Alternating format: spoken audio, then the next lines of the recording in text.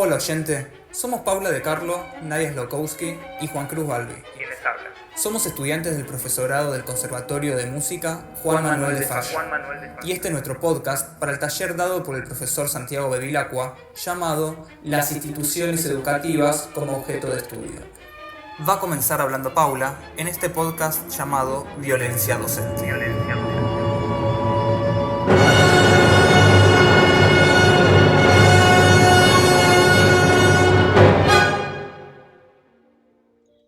Bueno, hoy vamos a hablar sobre la violencia en las instituciones educativas.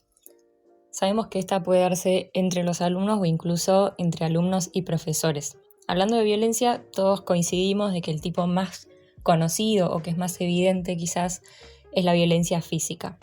Pero no sé, Nadia, por ejemplo, ¿vos te acordás de alguna situación de violencia física por parte de tus profesores? La verdad es que nunca viví una situación de violencia física por parte de algún profesor. Y me parece que ninguno de nosotros tuvo que pasar por algo así. Creo que hoy en día es raro encontrar una situación de estas. Sin embargo, antes era algo normal que el profesor ejerciera violencia física por sobre los alumnos para controlar el aula y legitimar su poder. Pero ahora es algo que no naturalizamos y no dejaremos pasar por alto.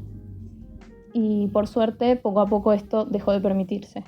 Sí, y de la misma manera que poco a poco dejamos de permitir la violencia física, creemos que como sociedad estamos en camino de no dejar pasar por alto otros tipos de violencia.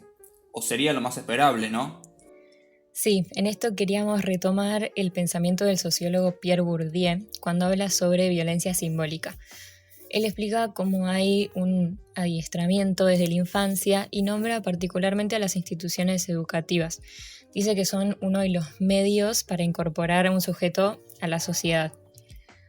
Bourdieu ejemplifica cómo en las escuelas se enseñan los hábitos corporales, las reglas de cortesía, el patriotismo, el amor al prójimo, etcétera, etcétera, y menciona al lenguaje como un instrumento de poder desde el cual los dominados comienzan a pensar con las categorías mentales heredadas de los dominantes. Así concluye diciendo que las escuelas perpetúan la desigualdad porque crean estructuras mentales y formas de pensamiento. ¿Creen que esto puede estar relacionado con algún tipo de violencia que veamos en las escuelas? Yo creo que sí, hay muchos tipos de violencia, verbal, psicológica, generalmente de forma impuesta por parte de los docentes y directivos como para hacer saber su poder. Esto puede ser una forma de adiestramiento de los alumnos hacia su forma de pensar y autopercibirse. También es un modo que parte de una mirada bastante jerárquica y asimétrica con respecto a la concepción del poder. Un ejemplo de violencia docente puede ser el comunicarse de forma agresiva con los alumnos, es decir, subir el tono de voz y abusar de la posición de poder al dominar y agredir a los alumnos bajo cualquier justificación. Yo creo que todos hemos pasado por alguna experiencia en la cual el profesor pierde por completo la paciencia y comienza a gritar. Sí, creo que todos también vivimos la experiencia de algún profesor que utiliza el sistema de calificaciones y sanciones de la escuela para amenazar y controlar el aula. Por ejemplo, tenés un 1 por levantarte de la silla, por ejemplo, ¿no? O usa las tareas y los exámenes para amenazar, para castigar. Eso también es violencia. Pienso que cuando el profesor impone ideologías a sus alumnos y o juzga al que piensa distinto, también está siendo violento. Sí, también las etiquetas que el docente pone a cada alumno. Eso manipula mucho la forma en la que éste se autopercibe y deja repercusiones en el futuro también. Incluso desde estas etiquetas puede llegar a tomar a alguien de punto o humillar al que tiene más dificultad que los otros. Otro ejemplo que se me ocurre también es cuando un profesor tiene un trato muy desigual y sus prácticas de enseñanza medio que se desentienden del proceso de aprendizaje de los alumnos. Termina siendo un reflejo de lo poco que valora el acto de educar. Creo que quienes aprenden terminan viviendo la escuela solo como un cumplir con lo que dice la autoridad. Sí, además creo que el infravalorar o el no valorar en absoluto el esfuerzo que realiza el estudiante también es un hecho violento. Negarle la evaluación periódica de sus trabajos o hacerlo de manera maliciosa con el objetivo de perjudicarlo. Además, con eso también quiero incluir el hecho de ignorar los éxitos del alumno evitando que se deje constancia de ellos, cosa que lo pueda perjudicar en su evaluación. Y por último, el controlar malintencionadamente su trabajo con el objetivo de atacarlo o encontrarle faltas o alguna forma de acusarle de algo. Bueno, creo que reflexionando se nos vienen muchas situaciones a la cabeza que vivimos en nuestra vida como estudiantes. Creo que esto provoca que los alumnos vivan la escuela desde el miedo, y así se terminan formando sujetos que son dóciles a la autoridad o que ya crecen con esta percepción de dominante y el dominado. Nada de esto favorece el aprendizaje, y de hecho es por lo que muchos abandonan sus estudios. Averiguando un poco sobre este tema, nos encontramos con una grabación que pasaron en un noticiero de un profesor violentando a un alumno en una clase virtual. Les compartimos el audio. Tengo un problema con vos, amigo. Sinceramente, tenemos un problema. Vos te incorporaste tarde y no estás recuperando la cosa. Entonces, no me hagas responsable a mí de lo que vos no estás haciendo, amigo. Tenés chance de pasarte a otra comisión. Te lo juro. No. Viene, la vas a pasar mal. La estás pasando mal. Porque te voy a buscar todas las clases. ¿Entendés? Todas las clases te voy a buscar. Porque está bajo tierra. Y si no, no te puedo dar la chance.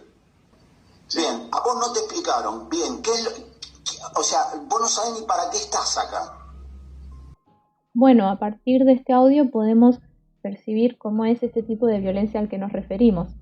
Y a su vez podemos notar cómo hubo un gran cambio cultural en estos últimos años. Hay cosas que ya no son socialmente aceptadas ni permitidas e incluso pueden ser denunciadas a gran escala.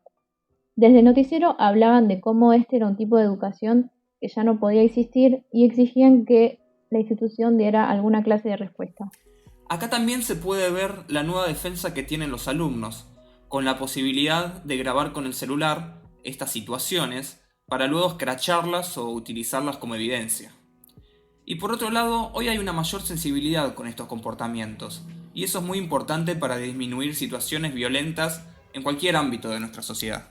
Sí, está bueno poder ver cómo van a ir respondiendo las instituciones escolares a estos cambios culturales. Creo que es evidente cómo la sociedad empieza a meterse en el espacio del aula. Las escuelas se ven más presionadas a abrirse a lo que va pasando afuera y a los cambios de paradigma. Hoy las situaciones de violencia simbólica pueden ser denunciadas. Con todo esto podemos ir cerrando con 3 ideas. Primero, que en este tipo de interacciones es innegable que el maestro lo que está buscando es demostrar su poder sobre el alumno. La violencia acá toma la forma de castigos, sanciones y delimitaciones y sostiene la idea de que el profesor es portador de un saber que es inalcanzable para los alumnos. Esto no hay que olvidar que también es parte de la formación del sujeto que aprende.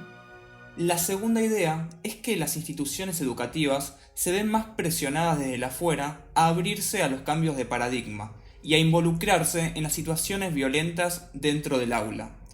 No solo absorbiendo los cambios positivos, sino impulsándolos. Y por último, que es necesario escuchar a los alumnos, porque su experiencia educativa no se reduce únicamente a los contenidos curriculares. Es por esto que recuperar su voz en estas cuestiones nos permite ver los efectos que genera el maltrato por parte de un profesor. Adherimos a la postura de Paulo Freire y queremos luchar por una educación que nos enseñe a pensar y no por una educación que nos enseñe a obedecer.